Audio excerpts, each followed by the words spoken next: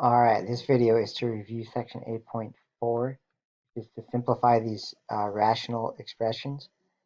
And in order to do that, you just have to factor and cancel. So as weird as it may seem, if we had 3/12, right, that fraction simplifies to 1/4. One of the ways you could simplify it would be to factor the 12 into 3 times 4 and then cancel out the 3's to get 1/4. Right, so we're going to do a process that's pretty similar here, except it's just going to look different how we factor with these rational expressions. Okay, so up top is a trinomial, and that's going to factor into two little binomials, hopefully, with x and x here to give us this x squared. And then the 60, that's a positive 60, but it has to add up to negative 19, so it must be two negative numbers, right? And we can make a big list for 60. Gets kind of tedious, but things that multiply to 60, and again, both of these would need to be negative. Let's see, 3 and 20, that adds up to negative 23. 4 and 15, looks like that'll finally work.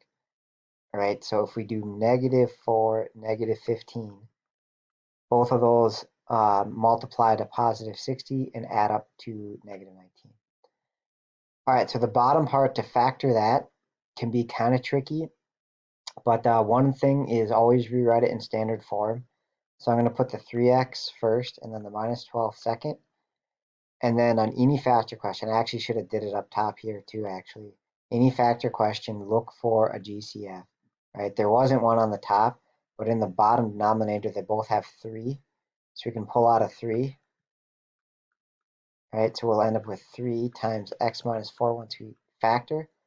Okay, and now that it's factored apart, now is the fun part. You just find what is common, right? So up top, we have an x minus 4, we have an x minus 4 there, so it just cancels out.